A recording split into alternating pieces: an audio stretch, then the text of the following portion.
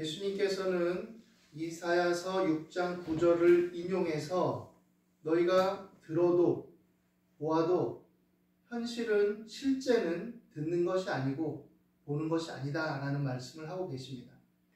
예수님이 하나님의 계시의 어떤 언약적 성취의 완성으로서 오셔서 분명히 말씀하고 있고 분명히 들려주고 있고 분명히 그 일을 행하고 있음에도 불구하고 사람들은 그것을 예수님의 음성을 예수님이 행하신 일을 듣고 봄에도 불구하고 사실은 듣는 것이 아니고 보는 것이 아니다 라고 말씀하고 있는 것이죠.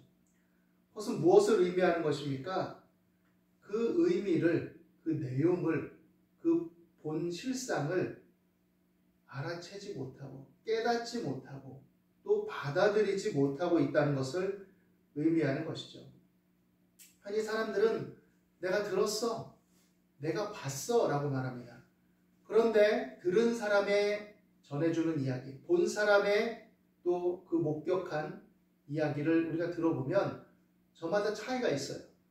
물론 그것을 잘 파악한 사람들은 자신의 개성과 표현 방식에 따라서 조금씩 차이가 있다 할지라도 그 실상과 본질은 잘 전해주죠. 그러나 어떤 사람의 경우는 그 이야기가 아닌데 이상한 소리를 할 수도 있고 또 그 장면이 그 의미를 갖는 것이 아닌데 잘못되게 이해하고 해석해서 얘기할 수도 있는 거죠. 뭔가 인지적인 왜곡이 일어났든지 심리적인 왜곡이 일어났을 때 아니면 이해의 한계가 있고 또 헤아림의 한계가 있을 때 그런 현상들이 일반적으로도 일어날 수가 있는 것이죠. 이사야 선지자는 하나님의 뜻을 따라서 그들의 죄악의 실상을 이스라엘 백성들의 유대인들의 그 죄악의 실상을 경고하고 그들의 멸망이 임박했으니 돌이켜 회개하라고 얘기했습니다. 그런데 들어도 보아도 깨닫지 못한다 라고 말하고 있는 것이죠. 이미 돌이킬 수 없이 굳어진 마음이다 라고 얘기하고 있는 것입니다. 무리 속에 있어서 뭉쳐져 있어서 모호한 인식과 희미한 상태에 있으면서도 그 잘못된 인식과 상태의 담합을 인해서 그냥 그 안에 적절한 나름의 안정감을 추구하고 있고 안주하고 있는 것이죠. 그래서 진상을 보거나 들으려 하지 않고 묻지 않고 그렇기 때문에 그들은 들을 수 없는 것입니다. 세속적인 안정, 평안, 물질적인 번영의 성취와 욕망만을 여전히 추구하고 있었기 때문에 그들은 국제적인 어떤 질서나 정치적인 문제나 아니면 경제적인 문제 이런 것들에만 몰두했지 실제적으로 무엇이 본질적인 문제인지를 헤아리지 못했던 것이죠. 예수님 당시에도 마찬가지입니다. 그들이 로마의 압제하에 있어서 여러 가지 어려움과 문제가 있고 그로 인해 종교적인 신앙적인 것들이 억압되어 있고 또 충분하게 펼쳐지지 못하는 요소를 분명히 가지고 있긴 했지만 그것의 해결을 위해서 정치적이고 경제적인 해결이 먼저는 아니었던 것이죠. 물론 우리는 현실 속에 살고 주어진 현실 속에서 바로 목격하고 바로 행하는 것들이 직접적인 영향을 받기 때문에 그것들에 대해서도 대처하고 해결해 나가고 성취해 나가야 하는 것은 맞지만 그러나 궁극적이고 본질적인 것은 무엇이었냐? 그들이 하나님을 향한 믿음의 태도와 본질에 있었다라는 것입니다. 예수님께서는 이사야의 말씀을 그대로 인용해서 완고하고 굳어진 마음이 사실상 하나님의 심판이라는 것을 말하고 있습니다. 12장 24절에 보면 바리새인들을 향해서 사단과 결탁한 자들이라고 예수님은 언급하시죠. 그들이 하나님의 율법을 따라서 철저하게 사는 것 같지만 그 마음은 잘못되었다. 그들의 마음은 사실은 돈을 사랑하는 자들이고 왜곡된 자들이고 외식하는 자들이라는 것을 말하고 있습니다. 사실은. 완고하고 굳어진 마음이 사실상 심판이라는 것. 그것은 무엇을 의미하느냐?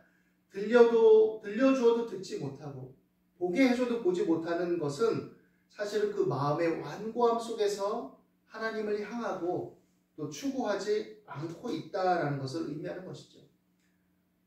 모세가 이스라엘 백성들을 이끌어낼 때 애굽왕 바로에게 가서 계속해서 얘기했습니다. 그러나 바로는 처음에 무시하고 나중에는 그 재앙들을 인해서 들을 것 같았지만 끝까지 듣지 않고 결국은 장자의 심판을 통한 재앙 속에 이스라엘 백성들이 나가도록 허용하죠. 그러나 그 이후에도 이스라엘 백성들이 앞에는 홍해요, 또 뒤에는 피할 길이 없다라는 어떤 사실을 알고 애국 군대를 보내서 그들을 또다시 죽이고 볼모로 잡으려고 하죠. 그 완악하고 굳어진 마음, 돌이키지 않으려는 마음이 스스로 심판을 자초하는 것이죠. 하나님께서 모세를 통해서 애굽왕 바로에게 경고하실 때 처음부터 심판을 막 내리신 건 아닙니다. 이 10가지 재앙의 심판도 보면 사이클이 있어요. 첫 번째, 두 번째는 경고하고 그래도 듣지 않으면 세 번째 심판하고 세 번째 심판 이후에 네 번째, 다섯 번째 경고하고 또 여섯 번째 심판하고 이런 식으로 사이클이 이루어지죠. 물론 마지막에는 경고 없이 심판이 주어지는 그런 순환 구조를 독특하게 가지고 있습니다. 바로를 향해서도 하나님은 오래 참으신 거예요. 기회를 주신 겁니다. 그런데 그 완악함을 인해서 결국 심판을 또 최종적인 심판을 자초하고 말았던 것이죠. 예수님은 말씀하십니다. 듣지 않고 완악한 자들이 둔하고 눈은 감고 깨달아 내게 고침을 받을까 두려워하는 마음이라고 사실은 이렇게 얘기하면서 제자들을 향해서 예수님을 따르는 자들을 향해서 그러나 너희 눈은 봄으로 너희 귀는 들음으로 복이 있도다 라고 말씀하시죠. 그렇다면 그들이 눈으로 보고 귀로 들은 걸 다 완벽하게 이해했다는 말이냐? 그런 의미가 아닙니다. 비록 미흡하고 이해가 부족할 때도 있지만 그러나 그들은 알기를 원하고 깨닫기를 원하기 때문에 그 눈으로 보고 귀로 듣는 것이 복이 있다라는 것이죠. 오늘 우리가 함께 나눈 이 본문은 씨 뿌리는 비유, 밭의 비유와 관련돼서 언급되어지고 있습니다. 사실 제자들도 이 밭의 비유를 충분히 깨닫지 못했어요. 그래서 알려달라고 합니다. 설명해달라고 합니다. 그래서 예수님이 풀어서 비유를 설명해 주시죠. 적어도 하나님의 뜻을 추구하고 하나님을 알기를 원하고 하나님 안에 거하기를 원할 때 복이 있는 것이죠. 사람은 부족합니다. 연약합니다. 미흡합니다. 예수님과 늘 함께하고 있는 이 제자들마저도 무슨 소리를 하시는 것인가 깨닫지 못하고 이해하지 못할 때들도 있습니다. 신앙생활을 하고 하나님을 믿고 섬긴다 하지만 때때로 하나님의 손길이 하나님의 처사가 이해가 되지 않는 것 같고 내게 주어진 현실과 상황에 매이다 보면 하나님께서 정말 살아계신가 나한테 왜 이러시나 이렇게 생각될 때도 있죠. 그러나 그럼에도 불구하고 하나님을 추구하고 하나님 안에 거하고 하나님의 손길과 뜻을 깨닫고 맛보기를 원하는 자는 복이 있다라고 말씀하고 계신 것입니다. 11장 25절 26절에는 이것을 지혜롭고 슬기로운 자들에게는 숨기시고 어린 아이들에게는 나타내심을 감사합니다 라고 예수님이 말합니다.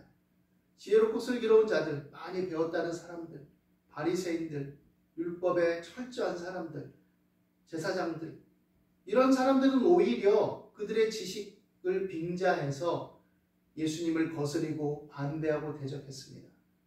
그들의 어떤 언어의 논리, 말의 궤변을 통해서 그들의 실상을 감추고 그들의 중심을 들추어내고 그들의 숨겨진 욕망과 죄를 들추어내시는 주님 앞에서 그것을 고하고 회개하고 돌이켜서 그 은혜를 받아들이고 살려고 하지 않고 오히려 그것을 자신들의 어떤 기득권과 종교적 어떤 힘으로 권력으로 삼아서 그것을 위협하는 예수님을 모세를 거스리는 자요 하나님을 대적하는 자라고 오히려 대적하고 죽는 데까지 내어주게 되는 것이죠. 그러나 비록 세리와 창기 같은 자들로서 지탄을 받는 사람들이었을지라도 그들 중에는 예수님의 행하시는 일과 말씀을 듣고 보고 나서 이분이 바로 우리의 주님이시구나 라는 생각으로 그 앞에 나왔습니다.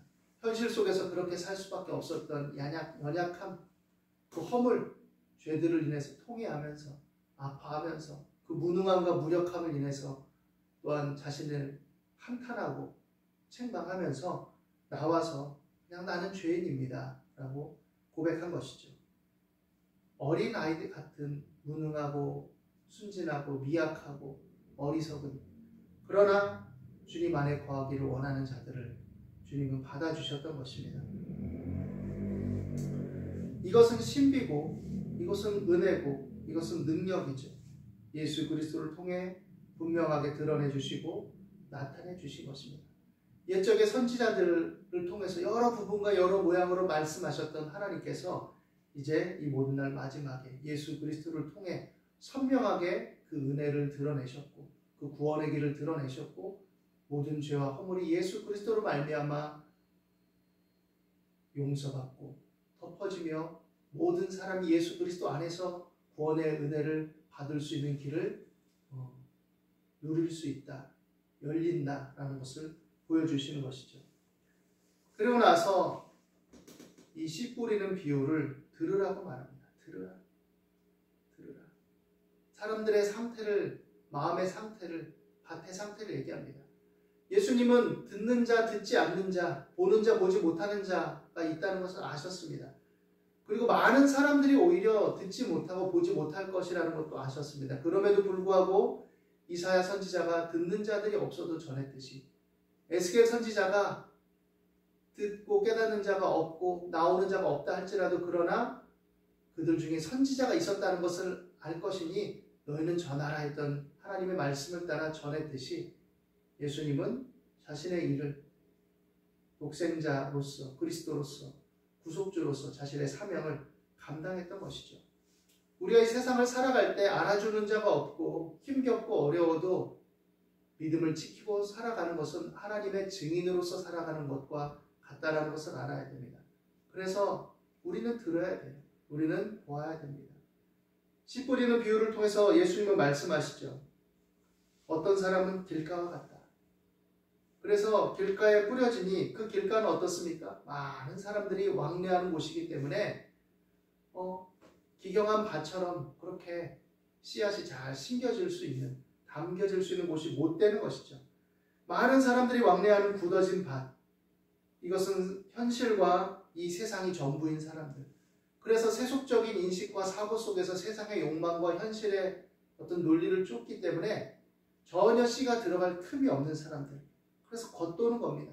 말씀의 씨앗이 떨어져도 전혀 들어갈 기미가 보이지 않죠. 굳어진 마음과 같이.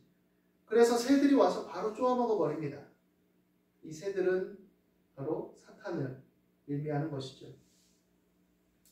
그리고 그로 인해서 그들은 말씀을 받아들일 수가 없는 것이죠. 돌밭에 뿌려진 것은 어떻습니까? 물기가 있어서 어떤 면에서는 거기에 어떤 틈 속에 들어가서, 흙이 있는 곳에 들어가서 잠깐 견딜 수는 있지만 환난이나 박해가 있을 때는 듣지 않습니다. 그 마음은 오히려 이제 환난과 박해를 인해서 하나님을 대적하고 저항하는 데까지 나아가게 되죠. 그런데 아이러니하게도 환난과 박해 속에 하나님께 더 가까이 나아가는 사람들도 있습니다. 그런 사람들은 옥토와 같은 마음인 것이죠. 기경된 마음, 갈아진 마음. 그래서 환난이나 박해가 올 때 그 의미를 찾고 그 하나님의 도우심과 인도하심을 구하며 하나님께 더 가까이 나아가게 되는 것이죠. 그것이 믿음의 역설이라고 할 수 있습니다. 시편 73편에 보면 이것을 생각해 볼 수 있는 한 인물이 등장하죠. 아삽이라는 사람. 시편 73편은 아삽의 시편이라고 말하는데, 그 사람은 하나님을 추구하고 하나님을 경외하고 경건하게 살려고 애썼던 사람입니다. 그런데 자기가 보는 현실은 정말 어처구니가 없었어요.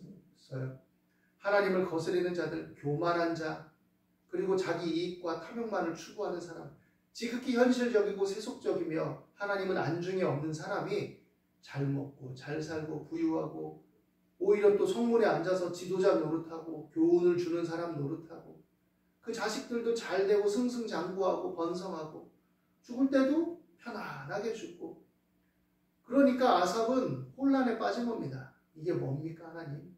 이게 뭡니까? 아삽이 하나님을 추구하고 하나님을 바라보는 자가 아니었다면 그가 고백했듯이 실족할 뻔할 지경에 이르렀을 때 그는 하나님을 욕하고 거스리고 멀리 했을지도 모릅니다. 그러나 아삽은 그 고난과 곤고함과 그 탄식과 그 저항을 하나님께로 가져갑니다. 그래서 하나님께 항변하고 토로합니다. 하나님 이게 뭡니까? 하나님 왜 그렇습니까? 그리고 그렇게 하나님을 향해서 호소하고 부르짖고 하나님께 따질 때 오히려 하나님의 말씀을 듣고 그는 깨닫게 되죠. 그들의 결국을 알게 되고 하나님의 반전이 있음을 알게 되고 또 이 세상이 전부가 아님을 더욱더 확신하게 되고 삶의 생명의 본질과 의미를 더욱더 붙들 수 있게 된 것입니다. 어렵고 힘겨운 시간들이 있을 때 하나님을 더욱 가까이 하는 자가 복이 있습니다. 가시떨기에 뿌려진 사람을 또 얘기합니다. 세상의 염려, 재물의 유혹이 하나님의 말씀을 막아서 결실치 못하게 한다라고 말합니다. 세상에 염려가 없이 살 수 없죠. 재물의 유혹을 안 받는 사람이 있을 수 없죠. 왜냐하면 재물을 탐하지 않는 사람이라도 현실적으로 어렵고 내 가족이나 자녀들이 부모가 어렵고 힘겨움을 볼 때 그것에 대해서 유혹을 받게 됩니다. 흔들리게 되고 갈등하게 되고 고민하게 됩니다. 그런 염려와 유혹을 안 받는 사람이 어디 있겠습니까? 크고 작게. 그러나 그 현실은 우리에게 이런 힘겨움을 주지만 그러나 하나님을 바라보고 하나님의 말씀을 숙고하고 또 그 안에서 나아갈 때 우리는 그 현실 속에서 견디고 지탱하고 이길 수 있는 힘을 얻게 되는 것이죠. 세상의 염려에 지나치게 휩쓸리고 또 재물의 유혹에 지나치게 몰두하고 휩쓸려서 거기에 참여하게 되면 하나님의 말씀을 숙고할 시간이 없습니다. 하나님이 말씀해 주시고 얘기해 주시고 힘 주시고 격려해 주시고 깨닫게 해 주신다 할지라도 하나님께 집중하지 않고 그 말씀을 듣지 않으면 그 말씀을 내 안에서 소화할 시간이 없지요. 그리고 급변하는 현실들은 그것을 숙고하지 또 못하게 만듭니다. 바빠 죽겠고 힘들어 죽겠는데 언제 말씀 묵상하고 있어? 언제 목사님 설교를 되씹고 있어? 언제 기도하고 있어? 빨리빨리 대처해야 되는데 그러다 보니 삶의 패턴들이 현실적이 되죠. 예배는 드리고 가끔 기도는 하지만 그러나 현실적인 것에 급급해서 거기에 휩쓸리게 되고 그러다 보면 피상적이고 겉도는 삶이 될 수 있죠. 그래서 하나님의 말씀을 듣지 못하고 마음이 둔하여질 수가 있는 것이죠. 우리는 믿음의 선한 싸움을 싸워야 됩니다. 현실을 도외시하라는 의미가 아니라 현실을 직시하고 대처해 나가지만 그러나 그럴 때일수록 더욱더 하나님을 바라보고 의지하고 기도해야 됩니다. 루터는 나는 바쁘기 때문에 하나님께 더 기도한다 라고 했고 존 웨슬레도 하나님 안에서 그렇게 더 바쁘고 분주하지만 기도하지 않으면 감당할 수 없기 때문에 기도한다 했죠. 또 예수님도 그 바쁜 일정과 힘겨움 속에서도 지친 몸을 이끌고 밤이 맞도록 기도하시고 한 것을 알 수 있습니다. 그 기도는 무조건 우리의 어떤 필요만을 막 터뜨린 것이 아니라 그것들도 아래지만 하나님의 말씀을 통해서 자신의 마음을 생각을 정돈하고 또 묵상하고 하나님의 인도를 구하는 그런 시간들인 것이죠. 좋은 땅에 뿌려졌다는 것은 말씀을 듣고 깨닫는 자라 했습니다. 하나님께 묻고 또 내가 모호하고 희미할 때 하나님의 인도를 구하고 이해를 추구하고 그래서 하나님의 말씀을 붙들고 그 안에서 적용하고 나갈 때 하나님의 성령께서 우리 안에 또한 그 말씀을 통해 깨닫게 하시고 역사하실 때 100배, 60배, 30배가 결실로서 우리 앞에 드러난다라는 것을 보여주고 있죠. 이 결실이라는 것을 꼭 물질적인 것으로만 연결시켜 생각할 필요는 없습니다.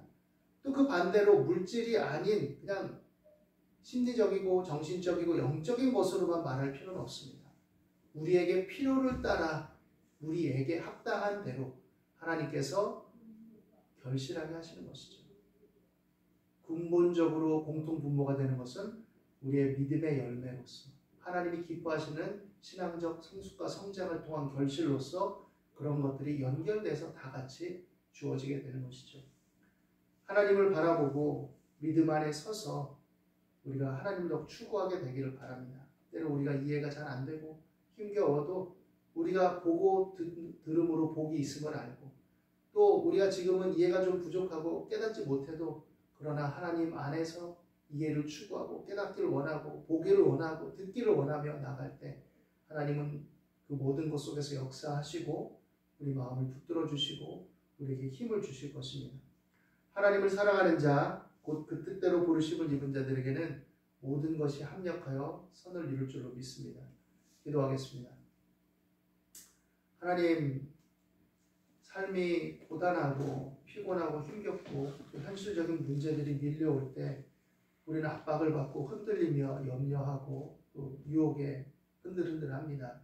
하나님 긍휼과 자비를 베풀어 주셔서 우리가 명확하게 볼 수 있게 해주시고 확실하게 듣게 해주시고 그 의미를 깨닫고 알아서 하나님 안에 거하는 믿음의 중심이 굳건하도록 도와주시고 사랑과 환경을 인해서 요동하지 말고 주님의 일하심을 바라보며 믿음으로 구하고 믿음으로 찾고 믿음으로 행할 수 있도록 인도하여 주옵소서.